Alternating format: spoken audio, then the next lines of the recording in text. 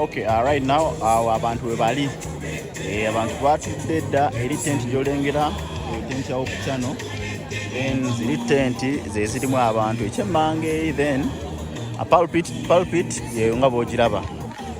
Pulpit bagidizayinize si bubi, nungi, it looks so good and so nice. Just mulindire bulindizi kusaba nga kutandise, njaba mbawa updates kamu nga mukimanyi. Kamba twaleke ku side ya gate mbalagate abayingira kamutona balaga abayingira tugenda mpola mutambule nange mutwale mbalaga abayingira party ey'okubiri eri, then komewo mbaddize katundu kaneeno. So lino lyekkubo waliwo ka distance kawanvuko okuva ku gate okutuuka wano we tuli, waliwo ka distance kawerawerako. So gwali mukuba akyajja oba gwakyali ku gate bamugumu ojja kutuuka, just ka distance katono nnyo ka distance kamaanyi kakutwalemuko kalabe ka distance akaliwo okuva wano pulpit wembadde okutuuka wali eri ku gate, okuva ku pulpit wembadde ku kituuti okutuuka ku gate. Agamu ku masomero agatuuse dda abantu batuuse dda because zagenza okubeera ssaawa 3 nga people are already there ng'abantu webali. Zagenza okubeera ssaawa 3 ng'abantu already batuuse dda. Agamu ku masomero agatuuse dda agasomye, Hilton High School yo yasomye katenti mukalabye aka Hilton, katenti ka Hilton weekaliye, tenti ya Hilton weeri already yo yasomye dda. Amasomero amalala mwegali mangi agazze. Tuli Bulenga ku Light Secondary and Vocational School Bulenga. Eyo tenti ya Hilton, people are still coming though. It's kinda late but you all bear with us, mumanye embeera y'obudde. So ngenda bamba wa update eddaho. So eyo tenti ya Light Bulenga abatunda ebitabo webali already ku ground. So you come with some money to buy books, agenda okugula ebitabo. Then distance gyentambula okubeera ku pulpit okutuuka eri maaso ewali gate, entrance gate. Okuva ku pulpit bamutwala straight ku entrance gate. Entrance gate eri ne wano wonna wetuyita wala batunda ebitabo, wali maaso wala batunda ebyokulya nga ngenda obba nga mbalaga. So bano abantu abajja bava ku entrance gate, bava ku entrance gate at entrance gate eri. So I think bwetyo embeera bwekyali so far. Njaba nkuwa live updates very soon in case nga okusaba kuba kutandise, but right now bear with us. Katulabe wano ekiri waneeno katubuuzeeko wano, tubuuzeeko ono omukulu. So wali nga wenze nkulaga waliwo eri waliyo abatunda ebitabo n'abatunda ebintu. Ambuzeeko ono omwami katono nnyo sewe nkulamusizzaako. Ono omwami atunda bayibuli. Sewe bayibuli za mmeka mu kaseera kano wano? Bayibuli zo za mmeka wano mu kaseera kano? Mitwalo ina bayibuli eriko zipu. So gwaliyo ng'ojja tambula muna akasente ka bayibuli osobola okufuna bayibuli ku layisi. Bitabo ki ebirala ebiruka ebya layisi ebyennyimba weebiri?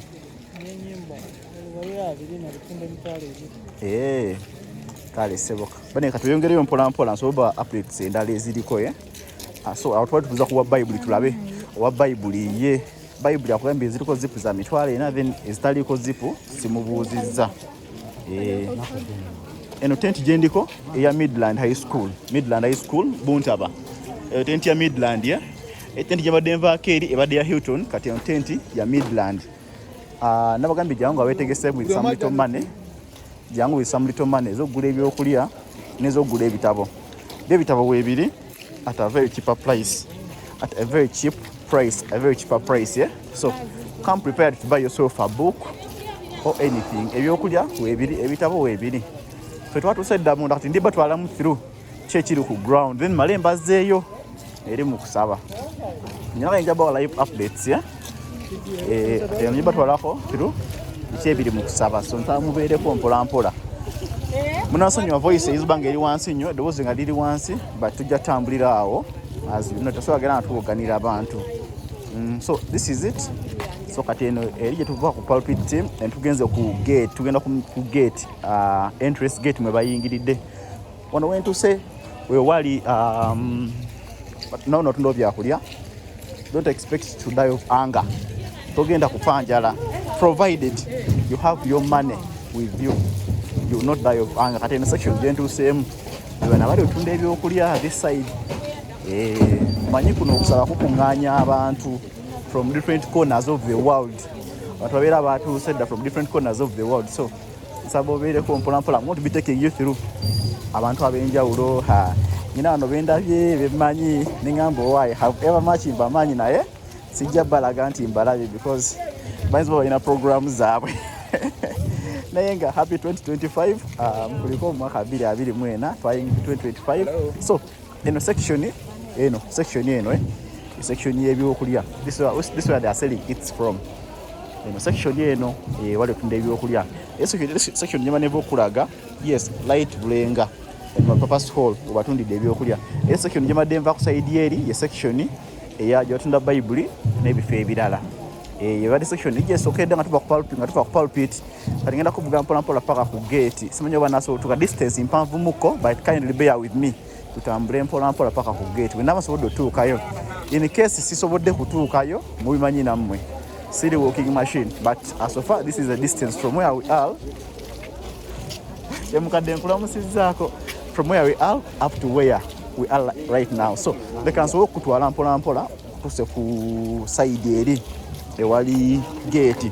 Wano nzikiriza nkuyiseewo misinde paka nga tutuuse eri ku party ya gate. Wano kati awo ntandisosanga ku bantu bemmanyi bwe bujambo bwe mulaba. People here, most of them are my friends. Nobody never got me. Nyinzo butasobola tuka ku gate, but we nabankomye, you bear with me. We nabankomye wenjo koma yeah. So kindly bear with me. We nabankomye wenjo kusobola bakomya. Musobola bitegeera. Nabagambye nkyabatwala so just bear with me. Mbavuge through all this. Mwana wangu waliwo ka distance okuva eri gye mbadde ku pulpit okutuuka ssebe eri ku gate distance weeri, and it is not a small distance, it is such a very big distance. Era owomutima omunafu tosobola gitambula, but omuntu amanya ekyamuleese you can easily walk it. It's a walkable distance, however much it's kind of big, but it's walkable. Yeah, Bobango, you know what brought you. It's a walkable distance. I can say it's about 0.08 kilometers. Etawera kilometer nenge bloka tono okona kilometer okuva ku gate okutuuka wetugenda 0.08 okay 0.05 kilometers. Manyi sirinyo omuntu wabibalo naye nga distance yeeyo kati ngenda bavuga mbazeyo direct. So ekiri ku gate simanyi kiriyo ne katuukayo tulabe ekiri ku gate. Ekiri ku gate then jabamba live updates nga ntuuseewo ekiri ku gate ngenda bamba gamba cause ffe twatusidde ku ground so since morning we've been giving you updates. Ndowooza eno video ya kubiri oba ya kusatu so ngenda bamba updates nga tuuse ku gate mungumikirizeemu just katono nnyo ntuukewo ku gate nziremu ndabe tulabe abantu bameka bakyali ku gate namba yenkana kyeriwo twa time are they expecting to enter all of them. Since nze nyina card I can get out and I can get in at any convenient time. So kantuukewo mbe nga mbawa ekiriwo ku gate musikirize ntambule speed ngenda sooka nveewo katono nkomewo ko wali maaso nga ntuusewo ku gate because ka distance ko kawanvumu. Actually ebidduka eno tebikkirizibwayo munda okujjako ng'oli ku pulpit oba ng'oli ku team y'abakadde oba y'abasumba ng'oli ku pastoral team ebidduka bikkirizibwa munda ng'oli ku pastoral team. Yeah, most of the cars you're seeing inside ziri ku pastoral team zaba pastors zabaki kati gate za bitundu bibiri. After entering you either use this route oba nokozesa route eri kati route ziri bbiri. Alaikum salam wa rahmatullah. Route ziri bbiri zosobola okuyitiramu okutuuka either use the first route or the second route. So kati kankuvuga ensonga kulala ku first route yeeri eyawali esookera ddala, then second route yojengera okulaga kati obuzibu kasitoma oyingira wali mugundi wabeera route bbiri zemba ngenda okuwa oyitemukko route ziba bbiri zemba ngenda okulagirira oyitemukko kati kanzima okulaba ku gate ndabe ekiri ku gate then I'll be showing you ekitambula right here. Asobola kunnyonnyola maani bisingawo naye kansobola otuuka ku gate nkulage enamba y'abantu eriwo bantu benkana kyabaliwo njinyabo yangenda banga kuba updates nga ntuseewo ku gate so ngenda sooka nveewo katono I may go off for some reasons then ntuuke ku gate nziremu nkomewo mbawe. Abantu bangi nno modde mugamba nti the place is too small to accommodate everybody, but I as one do believe the place is enough for all of us. Badde bagamba kafo katono, the school is small, the school is big enough to accommodate everyone who will come. Just be rest assured nti the place will be enough for everyone. Kati wano wentuuse eno ye gate eyingiza abayina ebintu ebyokutunda. Then from there kati wano sorry katono kampito katononya kati wano wenyingidde wava ku gate eyingiza abantu eno gate eyingiza abantu nyengenzeeko. Then as you can see balaba abantu bali bangi security weri. So kati eno ye gate eyingiza abantu literally bayingirira wano abasinga okitegeera bayingirira awo abantu bakyali bangi nnyo ddala. So bangi as you can see there. Ngenda bankuzayo ku pulpit era wali abantu so bava ku gate kale nenga bando bali ku gate mbala abantu bakyaliwo abakyala bayingirira wali abaami wali babakebera bulungi nnyo security kweri.